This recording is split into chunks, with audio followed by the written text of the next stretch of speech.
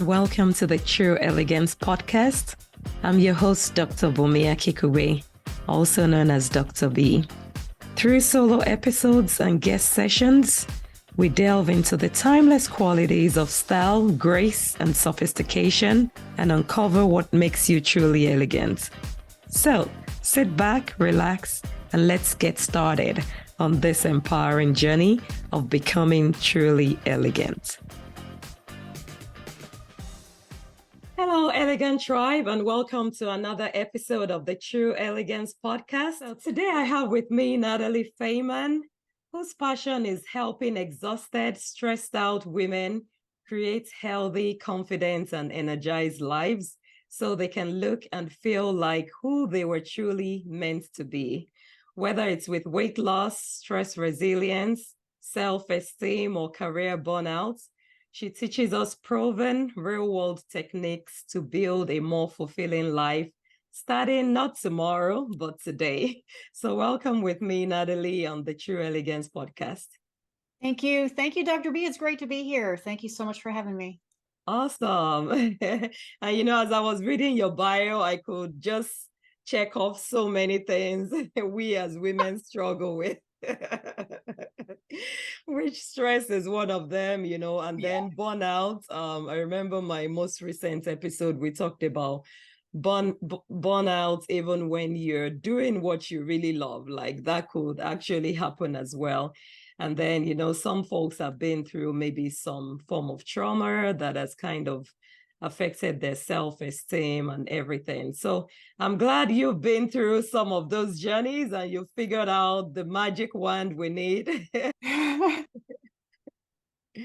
Can you please share with us a little bit about your journey, how you got to where you are today? Absolutely.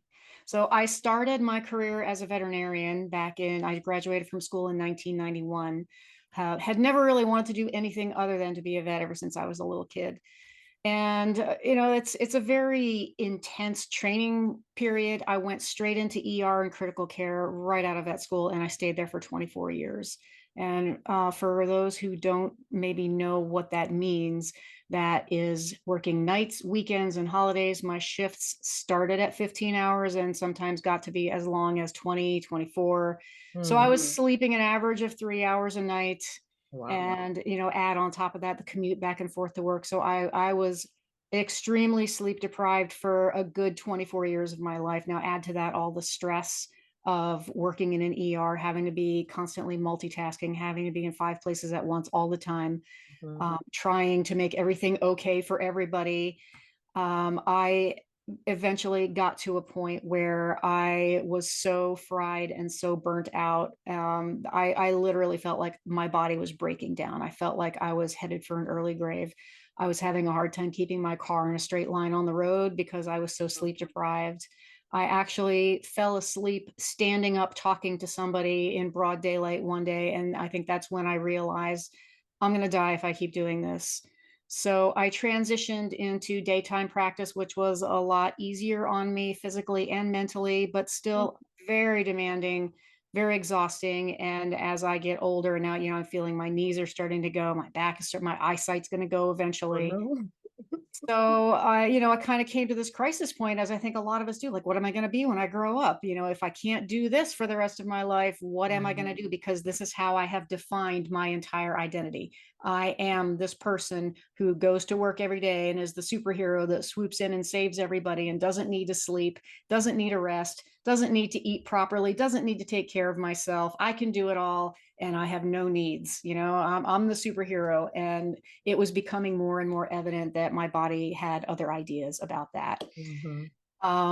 And again, for those of your viewers who maybe aren't aware, veterinary medicine, and I think all medical fields in general, there's a very, very high rate of depression, high stress, high burnout, lots of people leaving the profession, and there's a very high suicide rate.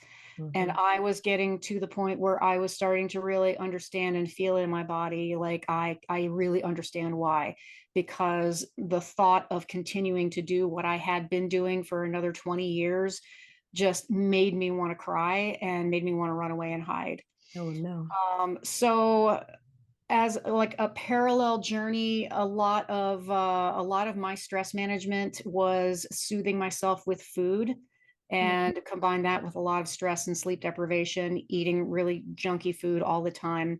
My weight just kind of kept creeping up, creeping up, creeping up. So, like most people, I tried a bunch of diets, I tried a bunch of exercise programs, and I could kind of white knuckle my way through it for a few months, and I would do okay, and then I would backslide, and then would come back, and then I would try something different, and I would feel like a failure, and I'd be miserable and hopeless, and up and down, yo-yo.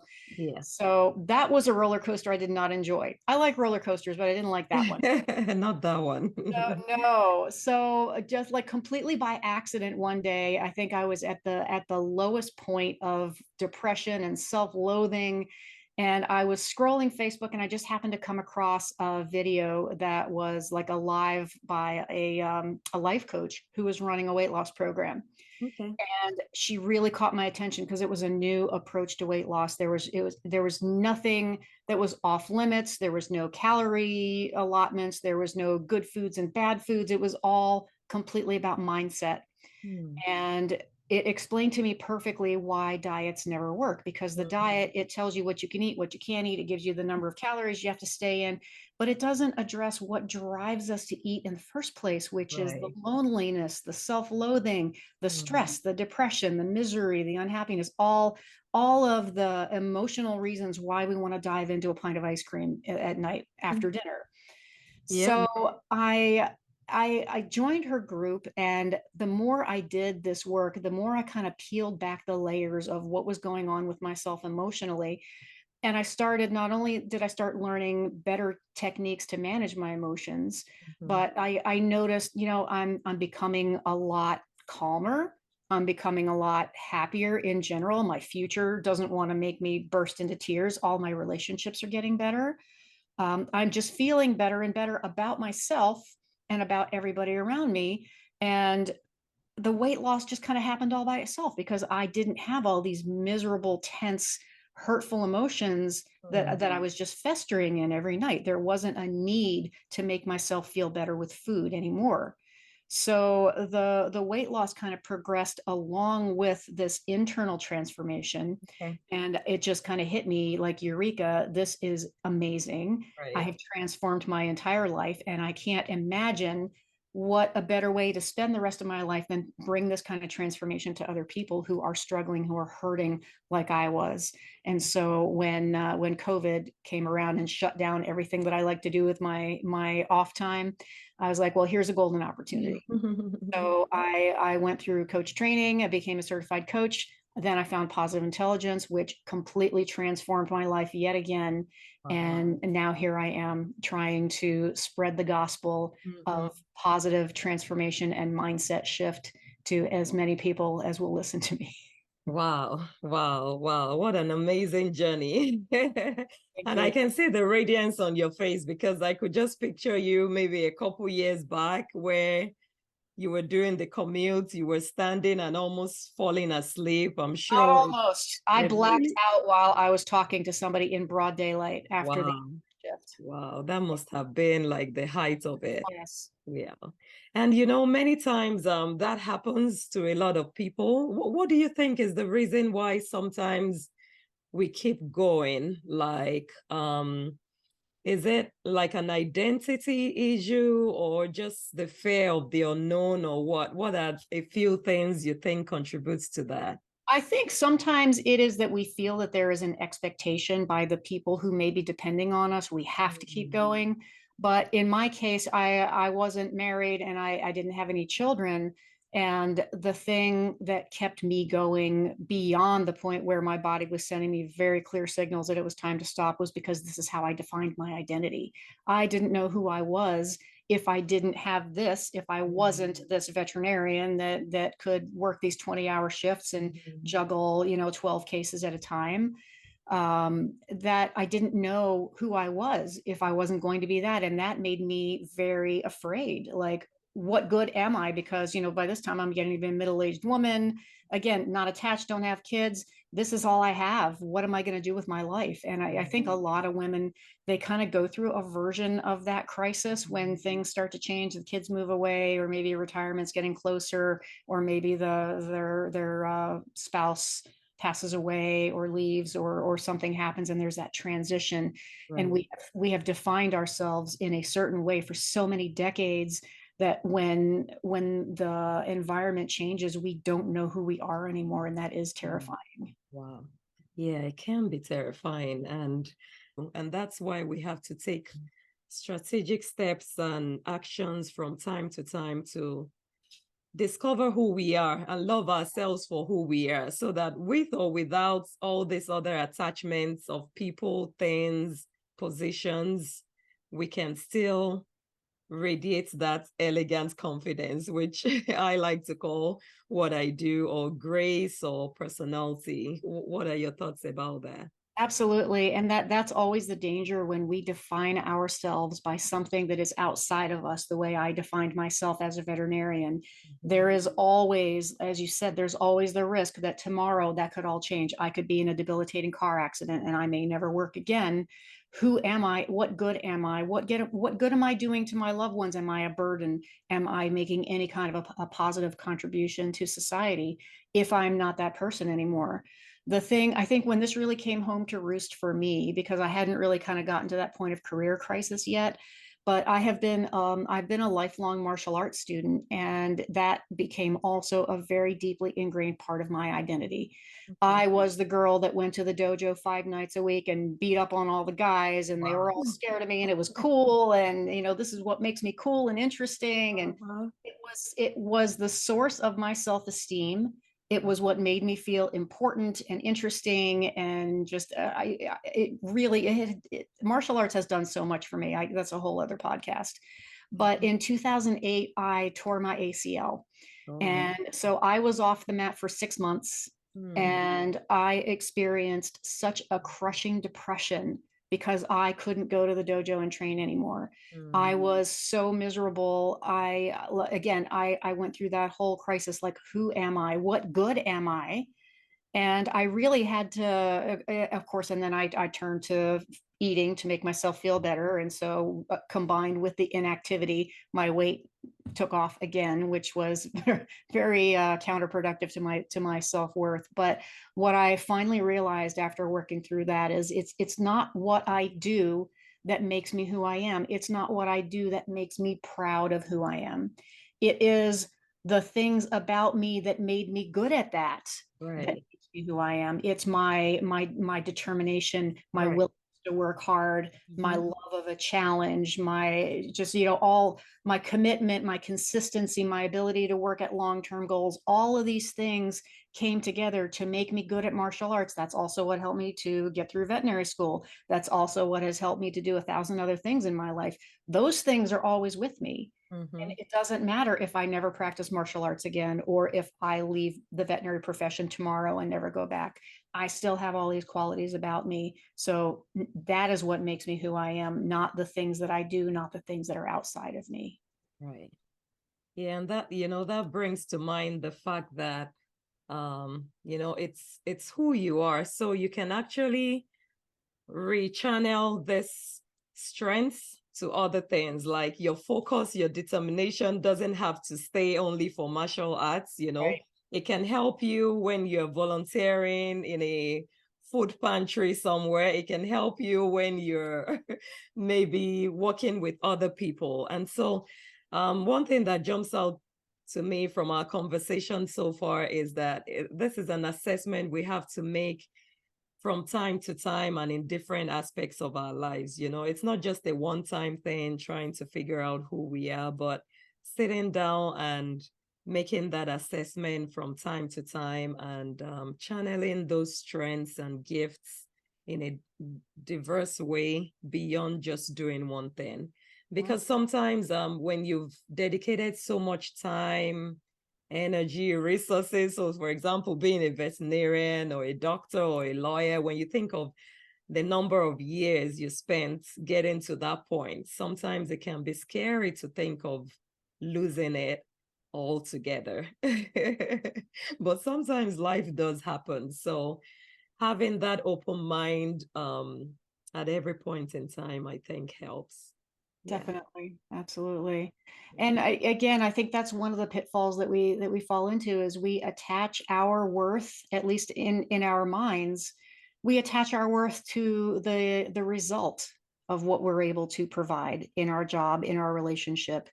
And if you think about when you're raising your kids and your kids are in school, you don't necessarily want to praise them for coming home with a report card that has all straight A's on it. You want to praise them for the hard work, for their dedication, for the qualities about themselves that allowed them to get those good grades.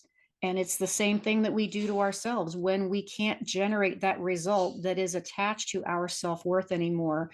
We have to refocus on what the quality is about ourselves that allowed us to generate that result, so that we can redirect, we can generate a different result somewhere else. We can take that with us anywhere we go. Right, right. That's beautiful. So for folks who are maybe they've gone down this road and they're finding themselves um depressed, like feeling that they lost their confidence or self-esteem, what are your recommendations of where to start, to pick themselves back together again? Yeah, as far as rebuilding your self-confidence or possibly building it for the first time, which was the case for me because I never really had any. Wow. Um, the first thing that I had to realize for myself was the extent to which I tried to center my entire existence around pleasing other people, Mm. because subconsciously I didn't feel like I was worthy of respect, love, connection, just because of who I was. I had to do something to earn it. I have to do something nice for you. I have to take your shift at work. I have to do your errands for you. I have to, whatever it is that you ask me for, even if it inconveniences me, I'm going to do it because I want you to like me, because I know that you're not going to like me if you know who I really am. I have to put up this front that makes me look like a person that I think that you would like. So I'm basically putting on an act because I want that recognition, that acknowledgement, or that connection, that friendship, respect, whatever it is. So when I really stopped to look at it and I realized how much of what I did on a daily basis was intended to please other people so that I could have some kind of kindness, acknowledgement, friendship, respect, whatever it is in return. And it's a very devaluing message that we send ourselves, because it means that I have no intrinsic value or I'm not valuable enough. It means that their needs are more important than mine. So I have to take care of them first. And then whatever time or resources or energy might be left, the scraps that are left over, then I can maybe have some of those. So that is the first thing. Is you don't to all your viewers, you do not have to earn respect, friendship, love, commitment, connection. You deserve that just because you were born as a human being on this earth. You don't have to perform for it. You don't have to transact for it. You don't have to work for it. You deserve it. Wow. And our own needs need to be at the top of the list. We can't live our lives taking care of everybody else but ourselves and expect to live a normal lifespan. It just doesn't work that way. You can't burn the candle at both ends forever. There's consequences someday. Second Wow. thing I would say is be willing to step at least 10% out of your comfort zone. So try things that you've never tried before, even if they're uncomfortable. Do things that you've never done before. Speak your truth, even if you feel like there's somebody out there that may not like it. Because playing it safe and only doing the things that you're 100% confident about is guaranteed to keep you stuck right where you are and stagnated. And it will never help you to build the courage muscle. Right. Courage is not the absence of fear. It is feeling the fear and doing it anyway. Beautiful. And every time we step just a tiny little bit out of our comfort zone, there may be failures, which we can learn from and try again, but there's going to be successes too. And when you look back at yourself and say, hey, I did that, it felt really uncomfortable, but I did it anyway. And look what happened. I met a new person. I accomplished something new. I had a new experience. And that's how we build confidence and courage. And it builds up like a snowball. Then you go a little 10% further and 10% Mhm. further. So stop playing it safe. There's no such thing as safety. There's no guarantees in life. And if you hide from feelings of discomfort, you will only generate more feelings of discomfort because your box just closes in on you. So Hmm. step out of your box. Wow. Number Step two. out of the box. Number three, most importantly, is stop being so mean to yourself. And I'm talking to all the women out there. We say such horrible, nasty, abusive things to ourselves inside our heads all day, every day. Now, the human mind has something like 60,000 thoughts a day, and at least 80% of them are negative. Most of them are negative things about us. We have this narrative that's running inside our heads 24/7 every day of our lives, and it is the most toxic voice that we have. It is the biggest influence on your perception of your self-esteem and your self-worth. It will determine what you accept as treatment from other people. It will determine what you have the courage to try in your life and what you may not. So that negative self-talk, it poisons your self-esteem, it destroys your confidence. If I leave your viewers with nothing else, I would want as my dying wish for everybody to learn how to be nicer to themselves, how to talk nicer to themselves. Nice. Wow. Those are so beautiful. I Thank you. love them. Just recapping some of them, the part about transactions, every time you're trying to win somebody's favor by transactions and doing things, you find out that you can never do enough because Right. it's always like there's a need to do more and more and more. And the more you keep pouring out of yourself, the less you can refill yourself and do what you need to do. Right. So, And it's also almost a guaranteed ticket to frustration and burnout because we do all these things for other people, hoping that they will return the favor. right. And a lot of times they don't, or they don't give us back as much as what we gave them. So then we're telling ourselves a story about how could they treat me this way after all I did for them, and can't they see how hard I worked for them, and I didn't have to go so far above and beyond, but I did, and now I gave up my day off to cover for them, whatever it is.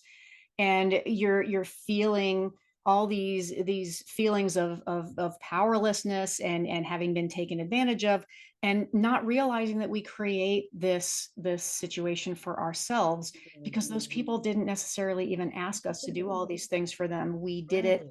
of our own accord because we want them to like us, or because we want something from them. They don't even know what it is. So when Right. they don't give it back to us, it's hard to justify being angry at somebody for not giving you something when you didn't even tell them what it was that you wanted. Oh no. Wow. That's a tough one. Yeah. It's a tough one to swallow, but it's so true, because they don't know. And thanks for reminding us that courage is not the absence of fear. So sometimes the fear will be there. It might be some form of anxiety, but Yep. when we know it's moving us in the positive direction to who we need to be and where we want to go, then we have to just step out in courage, like you said, 10%. I don't know how we define that, but one baby step. Themselves. Can I share with you a tip that I learned from Mel Robbins? Sure, sure. She changed my life with this one. If you think about how fear or anxiety feels in your body, whatever it is for you, whether it's like your racing heart rate, or your hands are trembling, or you feel like a tightness in your chest, whatever those physical sensations are, Uh-huh. and then you think about the physical sensations of excitement, like you're about to go over that first big drop on a roller coaster, or whatever it is that really gets you excited, but in a good way. Those body sensations are exactly the same. The Hmm. only difference is the story that you tell yourself about it in your head. So it was very easy. Once I realized this, it was really easy for me to shift from nervousness, anxiety, apprehension to excitement, just by telling myself, instead of saying, oh my God, this is terrifying, telling myself, oh my God, this is so exciting. Wow. Because the feeling in your body is indistinguishable. You just have to shift what you're telling yourself in your head. Wow. That is awesome. Thanks for sharing that. Yeah, of course. That's for Mel Robbins. That's not for me. Yeah, but at least you're also sharing it with us. So we're Yep. spreading it more to the world around us. And that is so true. And of course, the part about not being mean to ourselves, because sometimes we give so much grace to others and we can't even give ourselves that little measure of grace that we need to move us from where we are to where we need to That be. honestly, I see that abusive self-talk as the source of almost all of the emotional pain that we experience on a daily basis because it gives rise to all these other behaviors like people pleasing. I'm not good enough. And nobody's ever going to love me, so I have to work overtime to make this person happy, Wow. hoping that that will make them love me. Mhm. And so I'm going to run myself into the ground trying to manipulate this other person's feelings so that I can have a little bit of affection when really it needs to come from me first. Right, right. Wow, awesome. I want to switch a little bit to the positive intelligence piece of it. And I know like you went through your journey and that really helped you. Can you speak a little bit to what that is and Yes. maybe what you do with that? How long do you have? Positive intelligence. I struggle to come up with a way to describe what it is for somebody who's not familiar because there's so much that goes into it and it Mhm. applies to so many different areas of life. The best description I could come up with is it's like the owner's manual for the human brain that you never had but always wanted. Wow. How many times I have asked myself, why do I act this way? Why did I say that? Why do I feel this way? And now I finally understand where it's all coming from. Okay. So it starts with recognizing our own behavior patterns, where they come from, and also what result it generates. Like, for example, the people pleasing. It feels like it's so noble and so generous because I want to make everybody happy, and everyone else I just give, and I don't save anything for myself. But then at the end of the day, why am I feeling so frustrated and exhausted and resentful? It's because I'm giving all of my energy trying to make other people happy when I Right. can't make anybody feel anything. They have to Mhm. make themselves happy. And I'm just expending all of my energy trying to get a result that I'm hoping for that is never really going to come back to me in the way that I want it to. And so this is it's a different way of looking at self-sabotage. Most people, when you think of self-sabotage, you think of food, but Mm. there are so many behavior patterns that create self-sabotage because we behave in certain ways because we want a positive result, but when the consequences, when the negative results start coming back to us, we don't always recognize that we had a hand in creating that for ourselves, and Right. the people pleasing is a perfect example of that.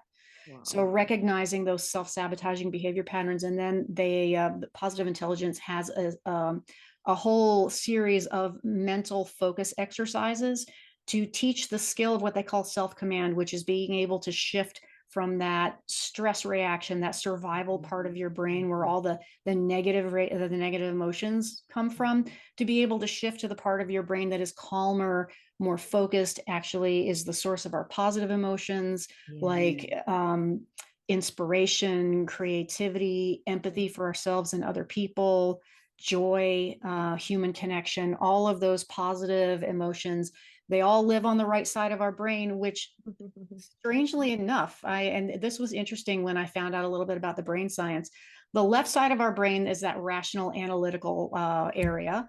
It thinks in language and numbers. That's where our survival and our stress responses come from. That's where all of our Mhm. negative emotions come from. So if you're in a stressful situation and you're trying to think really hard to try like figure out what am I going to do about this, the harder you think, the more you're The more stimulating the stress. rational part of your brain, the more you're throwing gasoline on the fire of those negative survival patterns. Right. It actually makes it worse. Now, the right side of the brain, which is where our positive emotions live, it Mhm. actually is nonverbal. That part of our brain has no language. It thinks in images and emotions. So we learn a specific set of exercises to train ourselves to stop thinking and start feeling, to drop into your body, because most of us are just like we're heads that are just floating around and we don't really even acknowledge that we have a body. To be able to reconnect with your body's physical sensations and your emotions, it really helps to kind of rebuild those neural pathways that have been shriveling up because we just don't use them that much. We're so heavily left brain as a society that it's just like, when you don't use your muscles, they kind of shrivel up and atrophy. Yeah. Yeah. Same thing happens to the parts of your brain that you don't use. So it's a No. process to build it back up again. But I will tell you, when I was back in the ER, or even more recently, if I had a really stressful, really draining shift at work, it would take me sometimes 2 days before I felt like I was emotionally recovered to the point where I didn't feel like I was going to have a nervous breakdown if I had to go back. Wow. And I have that down. I still have days like that, but I have my recovery time down to about 30 minutes. So I still get stressed out every now and then, but my recovery time is so much faster. So Awesome. essentially, I just got back 47 and a half hours of my life that I'm not festering in stress and Yeah. frustration and resentment and just poisoning my experience of my life. Wow. Wow. That's So awesome. that's what it's all about. It's about recovering faster. It's about not falling as far down the hole, being able to pull yourself out faster. And there's so much that goes into it. I could talk about this all day. I But know it reminds me of positive psychology yeah, strategies here and there absolutely. too. It Yeah. has a basis in positive psychology and Mm-hmm. cognitive behavioral science, Right. performance science, and neuroscience. There is Mm-hmm. actual scientific basis, and they have done MRI studies proving that after 6 weeks of practicing they call it a mental operating system, they Okay. can actually show an increase in the amount of brain tissue in the right side of the brain, where that's where all of our positive emotions come from, and a decrease in the amount of brain tissue where all of the little stress reactions live. Mm-hmm. So there is a Wow. physiologic change that supports your development of the part of your brain that you actually want to engage to be less stressed out all the Yes. time. Wow. Well, we want more of that. Yes. Less stress, Yeah. more of the good hormones and inspiration and motivation that keeps us going, and finding that balance. And, speaking of stress, that is always one thing that many folks struggle with because it's almost like life itself always brings some form of stress factors here and there. So, what are your tips for managing stress? Well, if I could only give your listeners one tip, it would be to create some sort of a daily mindfulness practice Mm, that you can actually start to train your brain to refocus and calm down. And one of the things that they teach in positive intelligence that I'm actually still working on myself is to do these little 10-second periods of time where you just drop into your body for a second. You, like, for example, as I'm talking to you, I can look at the tones in your skin. I can admire the highlights in your hair. I can look at the color patterns in your eyes. This is doing a visual exercise where I'm just focusing on the visual sensations that I see in front of me. Or I can close my eyes and I can listen to what's the furthest sound away from me that I can hear. Or one of our favorites, I just, close my eyes, I'll rub two fingertips together, and what I'm focusing on is feeling the fingertip ridges rubbing back and forth across each other. Or anything, rubbing your fingers through your hair, giving yourself a little earlobe massage, whatever it is, any kind of focus on your physical sensations for just 10 seconds. So throughout the day, to build this habit, what I started doing is, so one of the things that really causes me a lot of stress and frustration, especially at work, is the number of interruptions. Constant, yeah, constant. I can never finish a sentence. I I got can people in imagine. both ears. I got people dragging me off. Hey, can you look? Can you look at this? Hey, can you do that? Hey, I got a question. Hey, so and so's on the phone. Blah blah. I can literally not even finish a sentence all day long, and I get to, like, gosh, leave me alone. So what I started doing Uh-huh. is every time somebody interrupts me or starts talking to me, I turn to face them and I look at the color patterns in their eyes for 10 seconds. Or I Wow. will listen to the voice inflection, the tones in their voice for 10 seconds. And by focusing on those things, it forces me to focus and calm down. And Okay. it kind of diffuses that stress little by little. And it happens so many times throughout the day that I'm recentering myself and refocusing so many times throughout the day that when I get home at the end of the day, I don't have nearly as much to recover from. And it is exactly the thing that was triggering me to get stressed out and tense in the first place that is Mm. now triggering me to calm down, refocus, take a deep breath, and just move on from there. And Wow. so much of our stress, this is maybe a different topic, but so much of our stress lives in the past or in the future. In, Mm. when you're second guessing something that happened before, I shouldn't have said that, or I should have done something different, or you're worried about something that's about to happen, what if this, what if that, what am I going to do if? That's because your brain is wandering everywhere but right Mhm. here. If you drop into the present moment, be here, be now, don't think about the past, don't think about the future. Whatever's happening right now, right in front of you, is probably not what's stressing you out. So Wow. if you can center your mind and be here in this present moment, you will dramatically reduce the amount of stress that you feel on a daily basis. And it takes practice, and it's frustrating Yeah. because our brain is programmed to do this, and it's really hard to control us, but especially it starts with recognizing that this is what's happening, because Mhm. it's kind of happening subconsciously below the radar, and we may not even be recognizing it. So being able to identify the patterns, to stop yourself in the middle of it, refocus, have a technique to physically shift your brain into that Mhm. calm, centered focus, drop into your body, be here in the present moment, and then move on from there. And that, if we can do that successfully, is going to Mhm. completely transform our experience on a daily basis. Wow. Wow. I love that.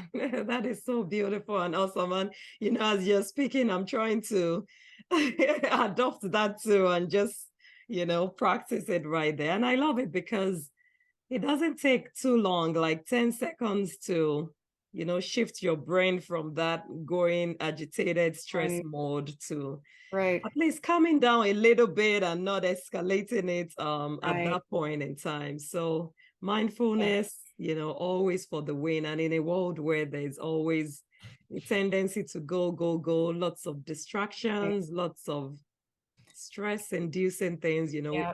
in our Everybody has culture. time for 10 seconds though.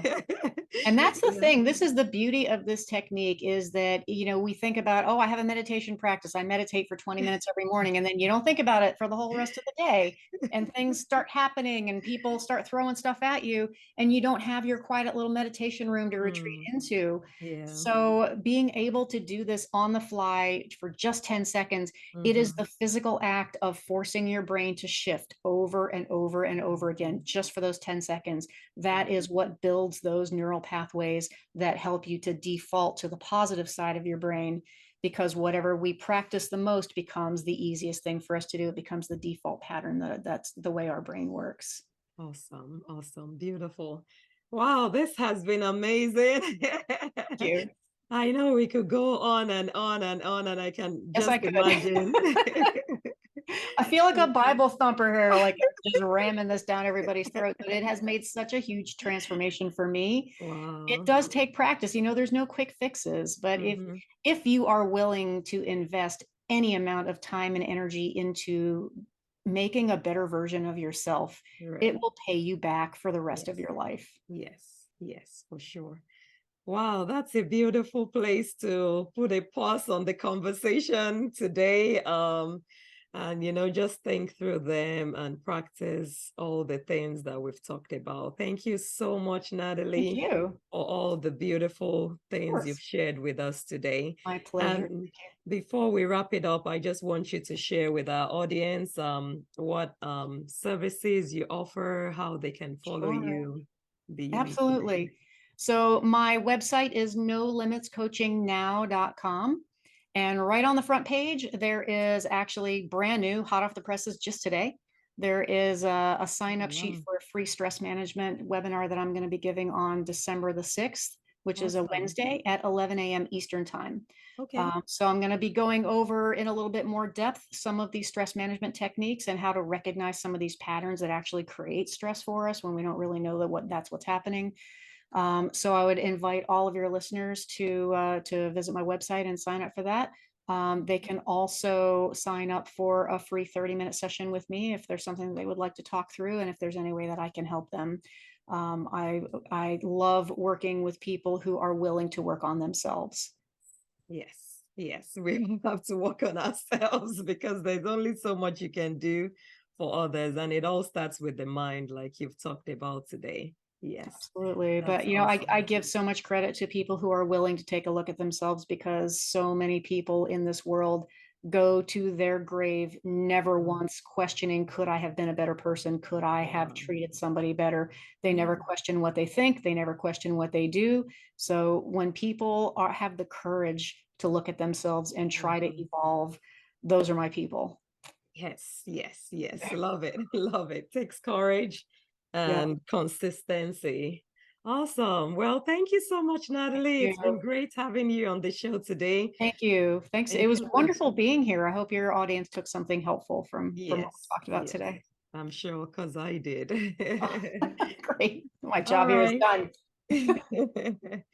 We'll be in touch and thank you again for your time. Thank you. Pleasure to be here. Be sure to subscribe so you'll be the first to be notified of every new episode. Leave a review and share this podcast with that elegant lady in your life. This is a space where we can come together to empower and inspire each other and live feeling elevated and enlightened. See you in the next episode.